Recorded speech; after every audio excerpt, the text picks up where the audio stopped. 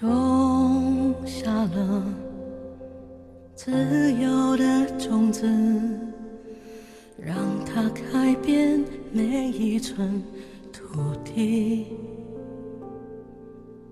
带走了故乡的尘土，扬洒在我每一寸脚印。前路漫长，却不离不弃。风沙吹我脸颊，越痛越向前。而去，就让岁月抚平这痕迹，任水送走这别离，待我归来时再拥。吹着赤脚的孩子奔跑，迎接着风雨，待我归来时花开满这天地。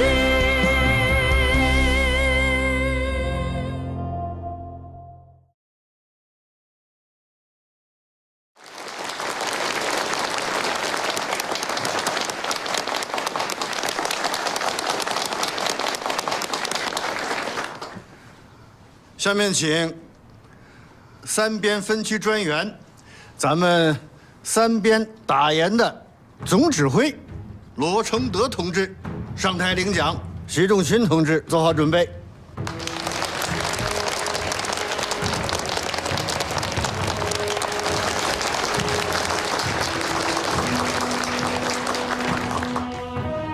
谢谢。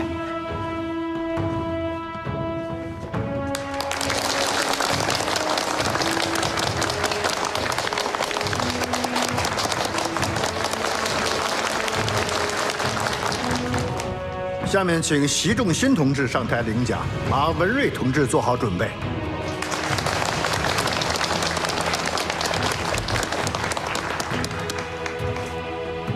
仲勋同志，祝贺你啊！谢谢主席。主席啊，这个奖励应该归功于观众分委的同志们，这是大家的功劳。仲勋，要再接再厉啊！是主席。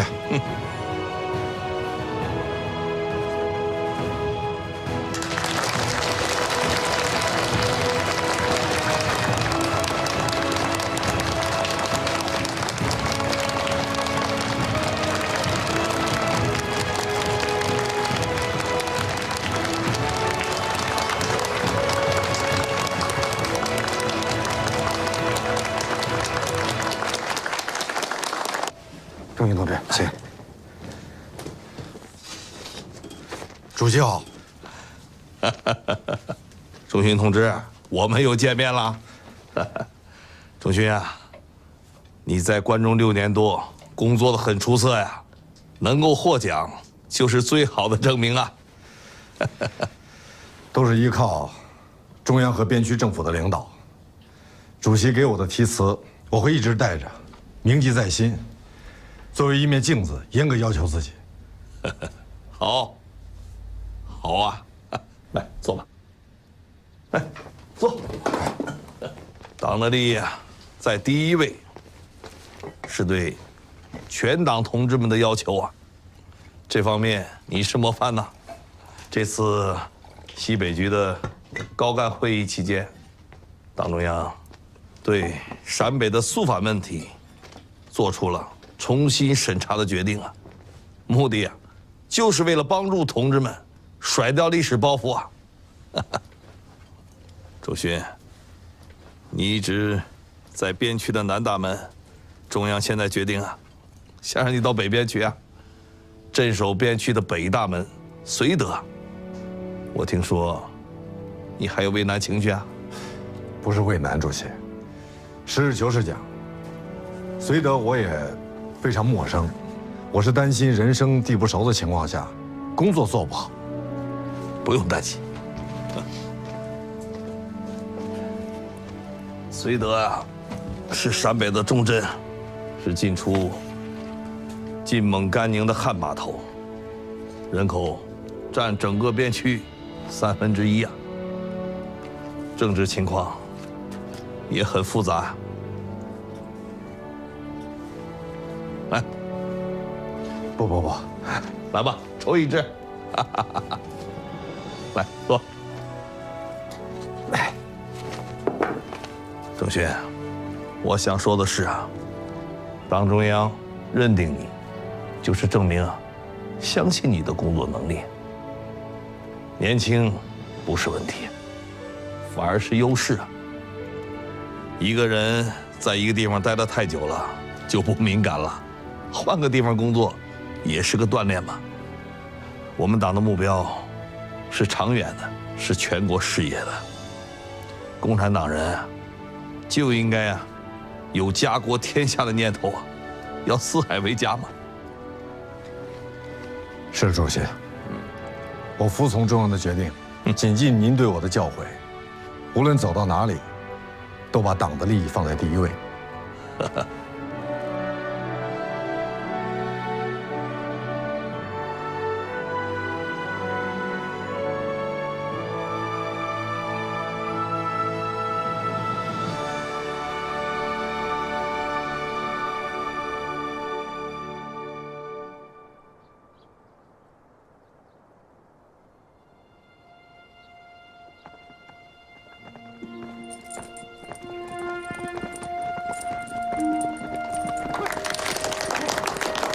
欢迎习书记。谢谢。习书记，这边，哎呀，欢迎啊！欢迎到绥德地委来领导工作呀！这位是安志文同志。习书记好，这位同志好。你们还搞这么隆重，搞得我像客人一样啊！应该的嘛。走，进屋，走，进屋，走，进屋，进屋。谢谢习书记。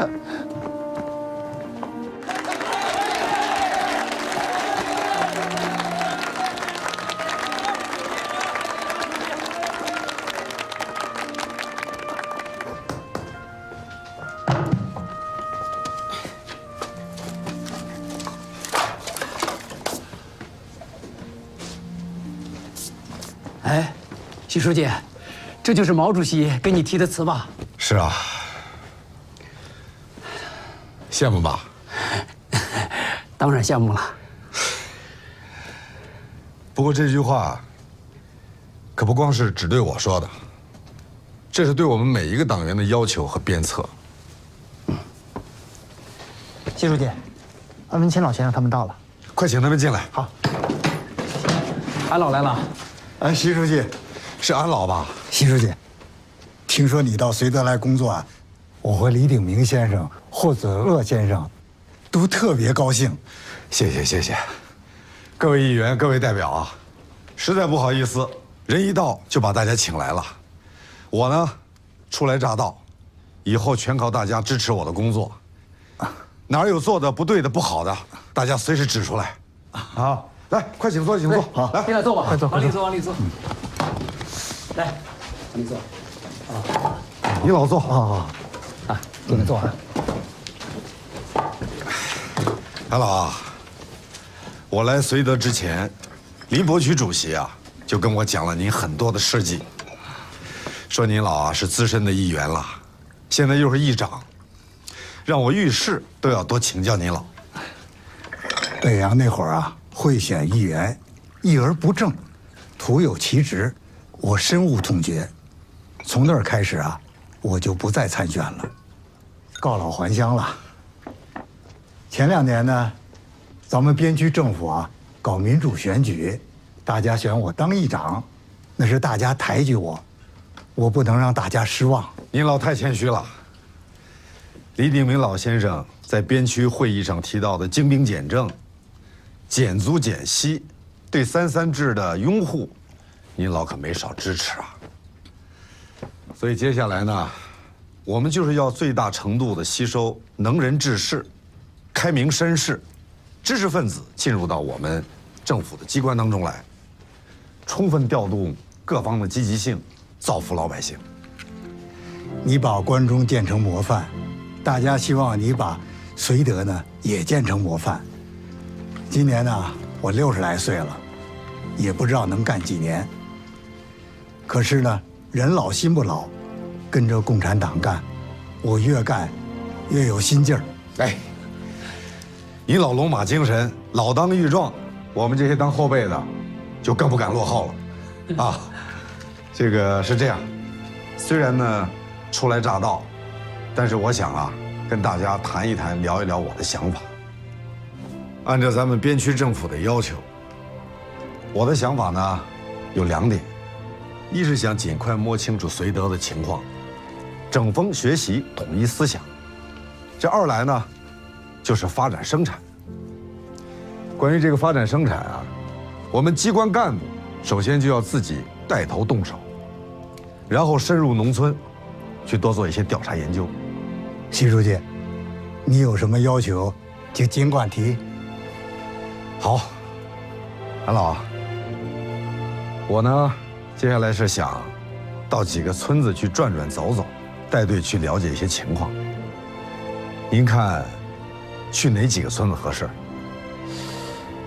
郝家桥吧，何少南跑了以后啊，这个村子变化特别大，面貌啊，简直焕然一新，有必要到那儿去看看。好，那我们就第一时间去郝家桥，去向老百姓们取取经。好啊。志民啊，你让灶上去做晚饭，大家来了，我们一边吃饭，我们一边好好拉拉话。啊，好，我现在就去。好，哎，来，谢谢你喝水习书记。好好好。习书记，你喝，你喝。同志们，大家就要下乡调研了，我们请带队的习书记讲几句话。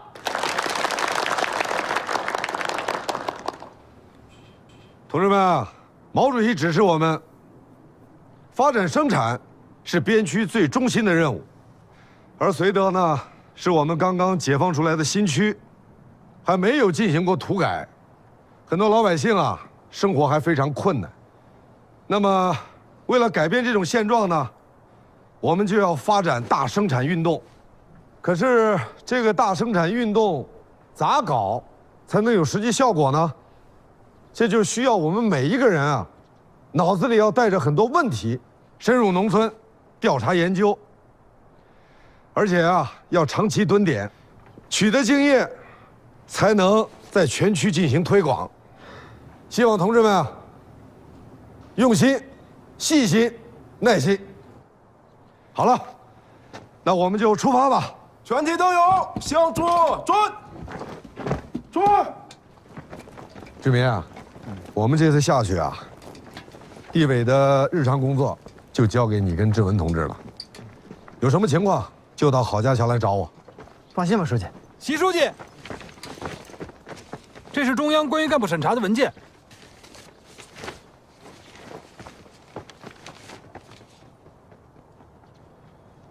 国民党特务机关最近在边区的活动确实比较频繁，你就按照中央的指示文件，统一做好部署，向各党政机关、学校做好传达。是。好，留步吧，我们走了。好，好，再见，同志，再见。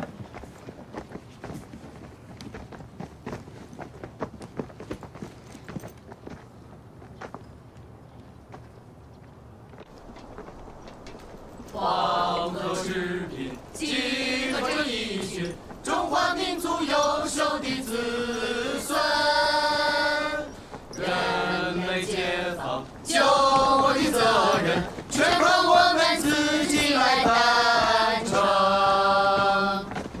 同学们努力学习，团结紧张，严肃活泼我们的作风。同学们积极工作，艰苦奋斗，英勇牺牲我们的传统。像黄河之水汹涌澎湃，把日寇驱逐于国土之东。向新社会前进前进，我们是抗日者的先锋。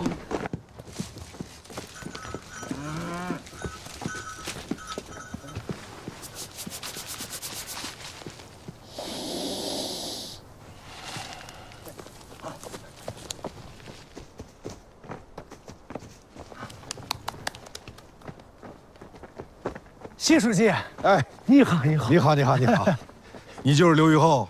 是。哎呀，这么忙还让你跑一趟，辛苦你了。不辛苦，应该的。是党员不？是种地的党员嘛。好。哎呀，能把地呀势弄成这样，就是好党员，最好的党员。习书记，我刚才看见你在玩土，就知道呀，你也是势弄地的行家。你是叫我来开会呢吧？也不是开会，就是找你啊，来取经，啊，找你拉拉话。走，跟上，走。欢迎习仲勋同志来绥德地委主持工作。没想到地委领导跟我们一样，都是新来的。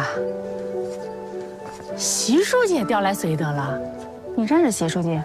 不认识，但是我听说啊，习书记虽然人年轻，但资格老，是个年轻的老革命。我还听说啊，他长得一表人才，还不到30岁呢。真的啊？地委书记才不到30岁，可真是年轻有为啊！怎么？那你羡慕了？真了不起。走。哎。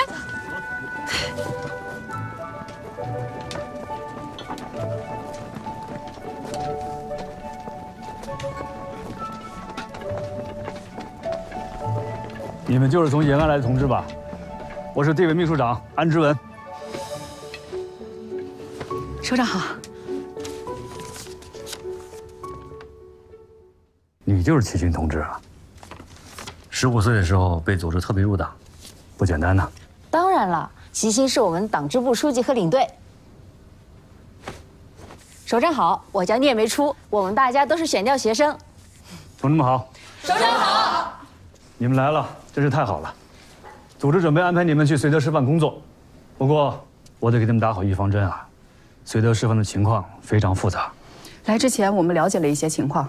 国民党统治时期，军阀何少南曾经在这里大肆宣传反共思想，到现在仍然余毒未清。学校里很多师生对国共两党认识不清，我们有这个思想准备。很好啊，一看就是有备而来啊。请领导放心，我们一定不怕困难，尽全力做好党交给我们的工作。你这话说得好，我们现在就需要你这样不怕困难的青年党员。来，咱们先把登记做，把行李都放下，放下吧。你去哪？这个听乡上介绍啊，这2年你带着村上人开荒种地，不光产量大大提高了，还完成了减租保电、征收救国公粮的任务。啊，哦，那不愁，留下。好，不简单啊！书记啊，咱们受苦人呢就会受个苦，那以前呢那是给地主家受苦的，现在共产党来了，咱们受苦人算是换个活法了。现在受苦呀是给自个儿家受苦的，那就不是苦了。好，现在家里有多少地嘛？有52上地。有多少是开荒开出来的？除过原有的10上地以外，剩下这42上都是开荒开下的。厉害。那都种的啥粮食嘛？种的有黑豆、高粱、麦子，反正呀，能种的我都种上了。一年能产多少两？这个不好说，反正去年呀，各种粮食一共产下了20担5斗。20担5斗啊！那比其他人一年要多产出5担粮食。啊，就是呢。真是厉害。那同样是种地，你咋能比别人多产出这么多粮食？啊？肯定有你的好办法、高招。你给咱说说，咋做到的嘛？也没有什么好办法，反正这个种地呀，你要收成好啊，这地起码要3更7次，每晌要上坟15、16筐呢。15、16筐啊，多了也不行，少了也不好。书记啊，其实呀，这种地呀，就像出婆一样，你要摸住他的脾气了，不是就好处了吗？对，你这个比方很生动。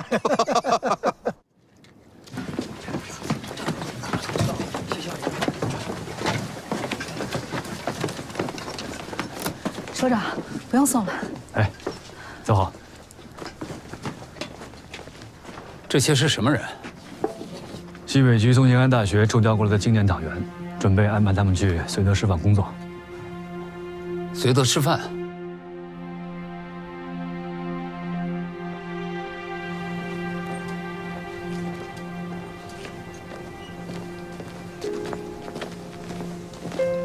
顾组长，我看他们的态度，随时对省干的工作不是很积极啊。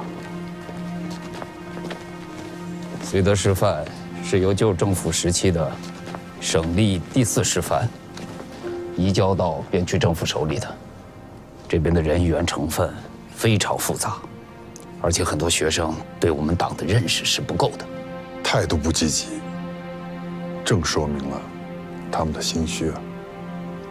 说不定这就是个头窝点。所以啊，我们工作要仔细排查。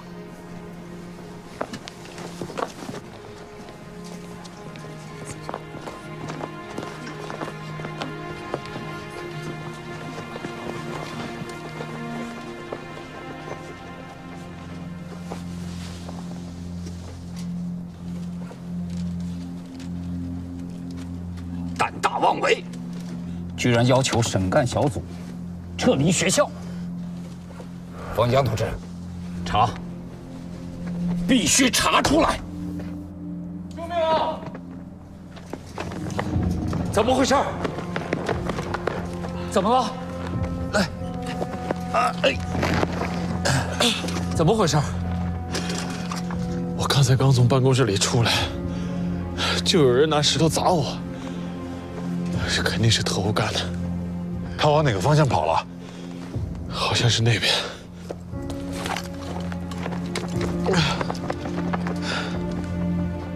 你看清刚才砸你那个人长什么样吗？天太黑了，看不清楚，肯定是特务干的。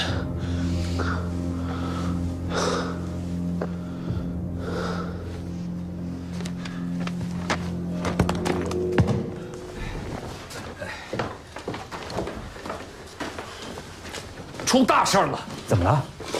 绥德师范，这是变了天了。顾林同志，你先别着急，坐下来，咱们慢慢说。哎，慢点喝。昨天我们工作组进到绥德师范，传达房间省干工作的精神。到了晚上，学校内的公告栏里边就贴出了一封匿名信。那就是一张黑头帖子，上面写着，要求我们工作组滚出学校，还扬言要杀人。这个时候啊，绥德师范有一个叫杨典的教员，被人用石头暗中的把脑袋给打破了。这说明什么？这就是做给我们工作组看的，这是给我们下马威。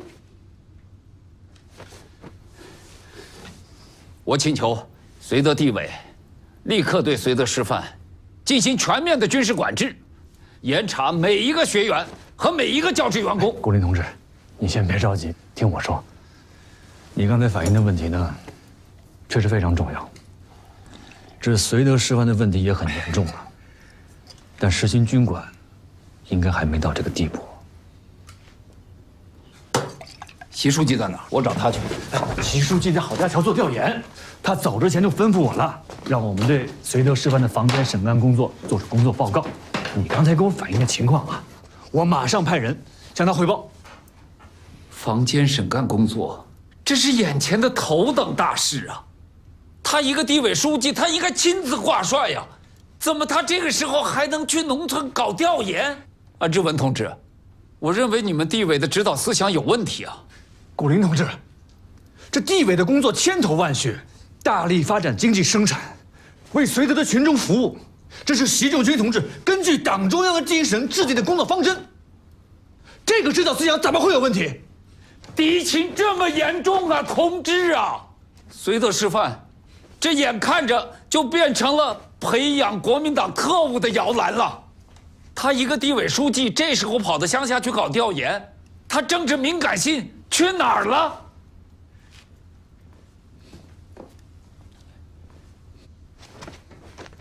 我告诉你啊，我们工作组已经正式进驻绥德师范，来领导这次房间审干工作。我还要坦率地说，我会如实地向康生同志汇报你们地委的工作问题。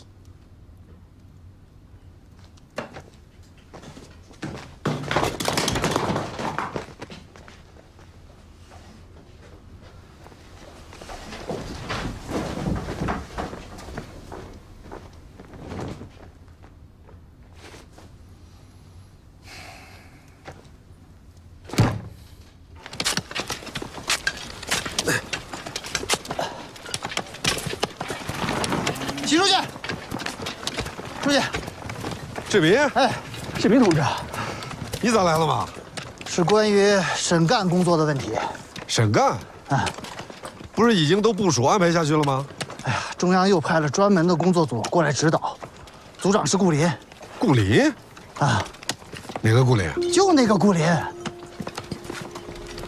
这是真巧啊！啊，他到了绥德以后，一头就扎进了绥德师范。昨天到地委找到了安志文同志，说绥德师范有人被特务打伤，还发现了匿名信。还要求对绥师实行军管，审查每一个师生。这不是胡闹吗？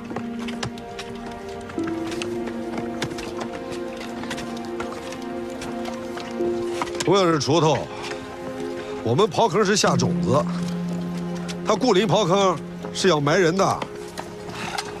这个顾林啊，这回可是带着尚方宝剑来的。他说：“哎，我们绥德地委的工作组织思想有问题。昨天连夜赶回延安，向康生同志汇报去了。我这才急着赶过来跟你汇报这个事儿。”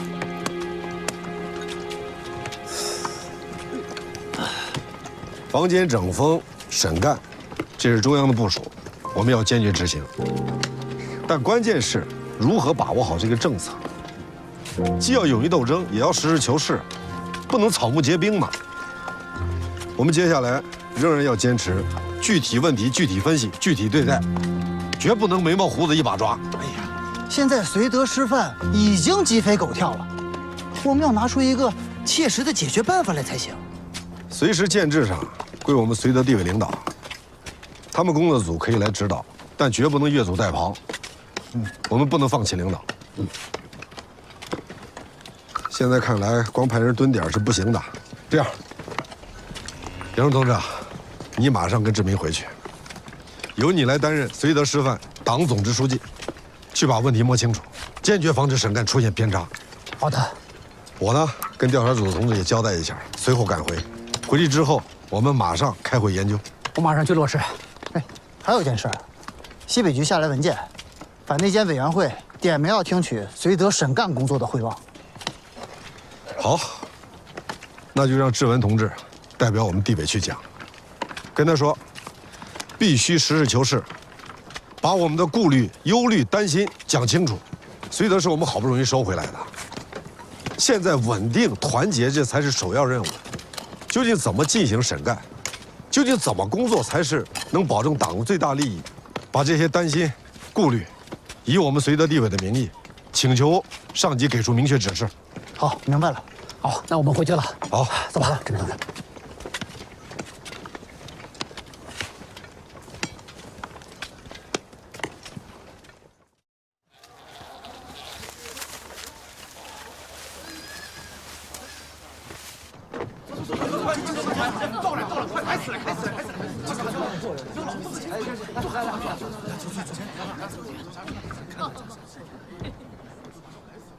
现在我宣布，咱郝家桥评选出来的好受苦人是刘玉鹤。好，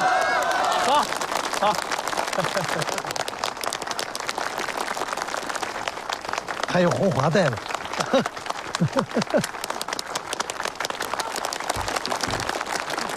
现在啊，咱请于后同志给大家讲几句，好不好？好。行，就不说了，我不知道说什么。说几句嘛，就说说你今后是啥愿景，今后咋打算的？那我就说上2句。哎，说几句。好。乡亲们，习书记让我说几句，我就说2句啊。我今后的打算呀，就是争取每年多产下几担粮食。今天呢，让我婆姨学下织布，梨花呢全换成新的，家里的鸡娃娃、羊羔娃娃多下几只。我今年又背了2多的石头，雇上2户新粮，完了。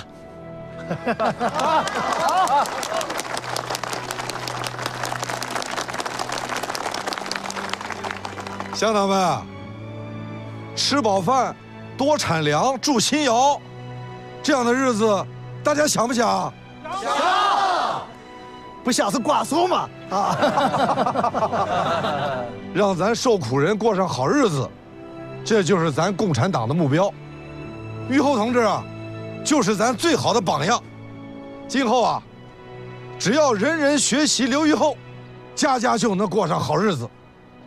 而且，要让咱整个地区，村村都学咱郝家桥，好不好？好。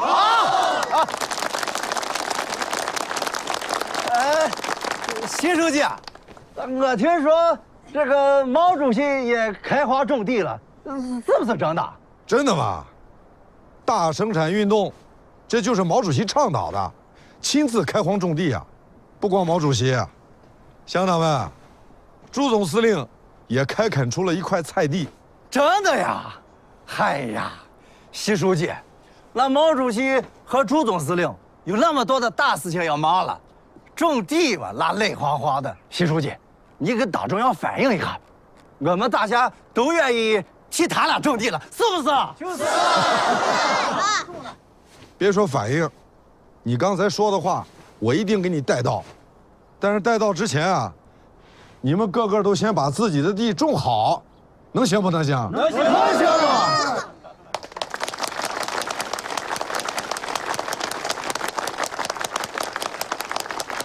顾林同志，听说绥德师范的情况也很严重，你给大家汇报一下。那我就汇报一下绥德师范的情况。绥德师范确实是一个特务窝点。绥德分区由我党接收的时候，对留下的人员并未做到必要的审查，所以现在尽快的、严肃的开展审干运动，对一些可以抢救的同志进行抢救，这是势在必行的。但是从目前的情况看，绥德地委并没有认识到这个问题的严重性，也没有采取必要的措施。这样不行，一定要拿出挖地3尺的决心和具体的措施来。我们工作组已经进入绥德师范了，我们以校内发生贴黑头帖子和教师被打石头的事件作为突破口，排查了所有可疑人员，也取得了一些效果。现在不少人已经开始自首，并且主动地开始交代自己的问题了。顾林同志反映的问题很重要，做法也很好。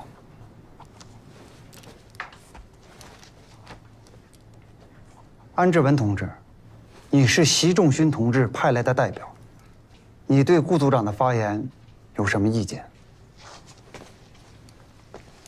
康荣同志啊，我认为方才顾林同志的发言有些偏颇。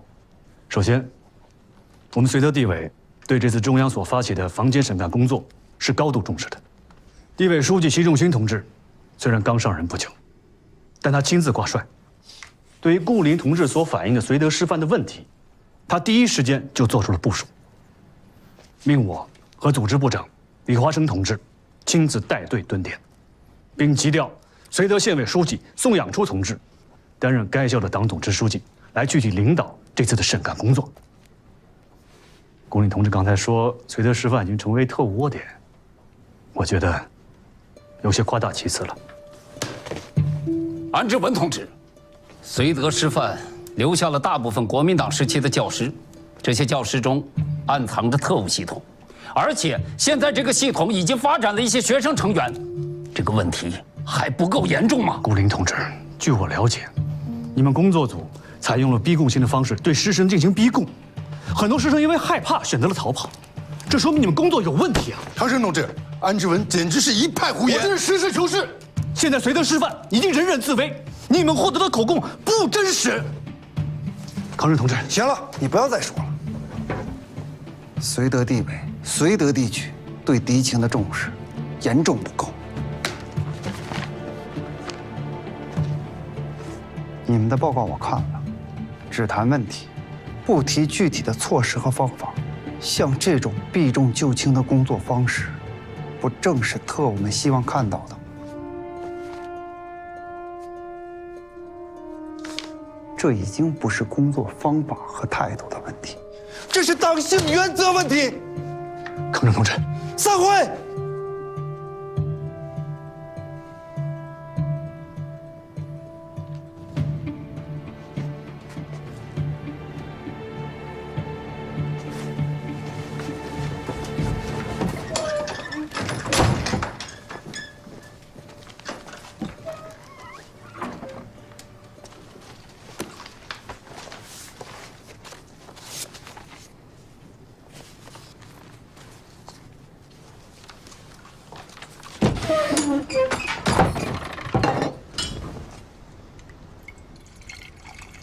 绥德地委到底是什么意思？工作没做多少，问题却一大堆。这也有我们工作组督导不力的责任。这可不光是工作组的责任。以反内奸委员会的名义，严厉责成绥德地区要像延安一样开展抢救失足者运动。你们工作组要做出些成绩来。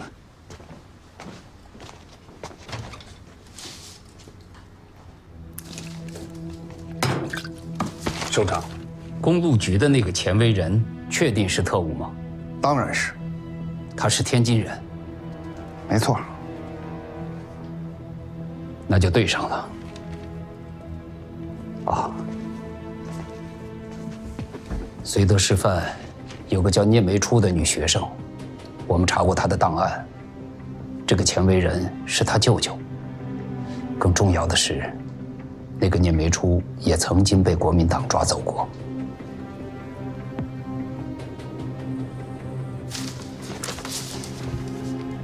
顾林同志，这是个很好的突破口，一定要抓住。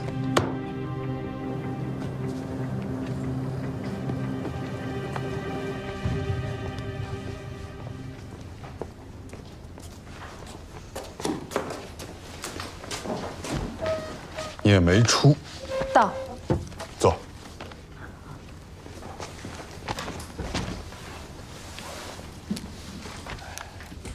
聂梅初，当年你来绥德前，你和你的舅舅钱为人有过来往吗？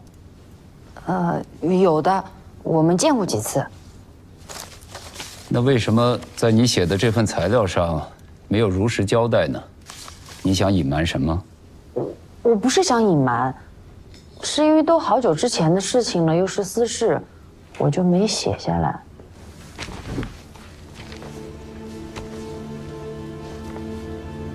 你从西安到延安的路上，被国民党抓捕过吧？于是你就叛变了。没有，我没有叛变。你这份材料上说，你看，你受你舅舅钱为人的影响，从天津追随而来。你在延安和你舅舅接头了。我和他接头？承认接头了？没有，不是接头，是见面。我只是跟他见了2次面。聂梅初，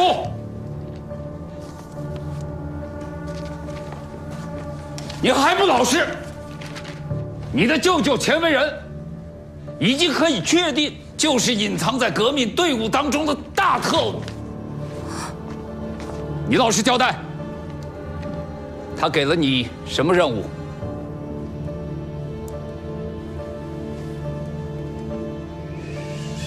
什么任务？让你准备长期潜伏，对吧？什么前夫？你别冤枉我，我只是跟他见了2面。叶梅树，坐下。你已经露出马脚了，还敢狡辩？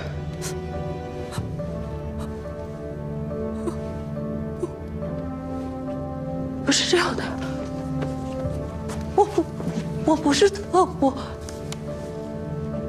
你是失足者，你是可以被抢救的。抢救失足者，是我们这一次审干运动中的工作任务之一。我希望你能够接受我们对你的抢救。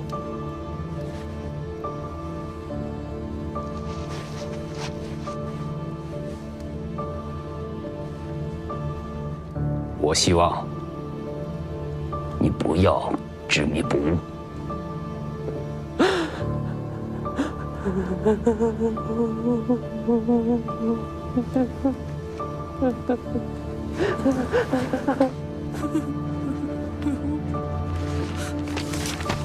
等他情绪稳定一点，把我刚才问他的这些问题再问他一遍。我们有的是时间。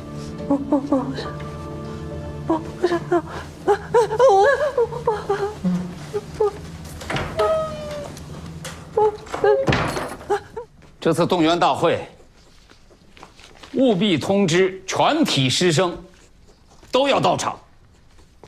啊，哎，小李，哎，学校的厨房的工作人员，他们也得到。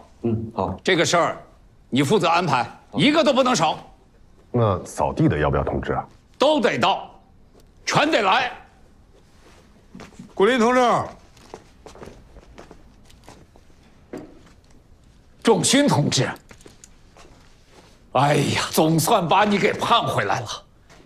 我们这里啊，一堆的工作等着你回来呀。习书记，古林同志，多年不见，别来无恙啊！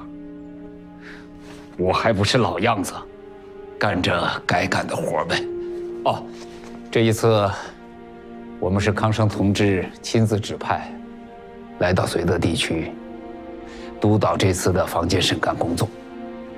哎呀，一堆的事儿啊，就等着你回来。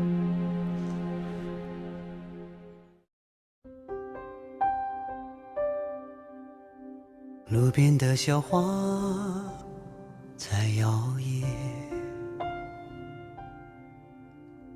摸一把泥土的温暖。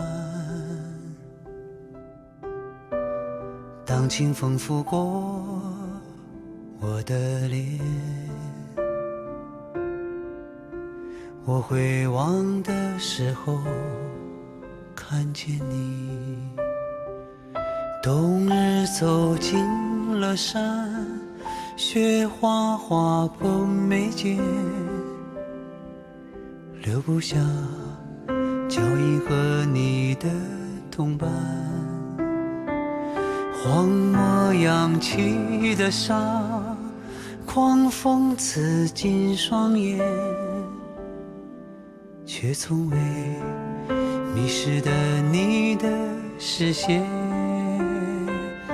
你一定是看见未来我的笑脸，所以你燃烧自己，升起了炊烟，守着我的家园，抚慰每片屋檐，把眷恋化成了期盼。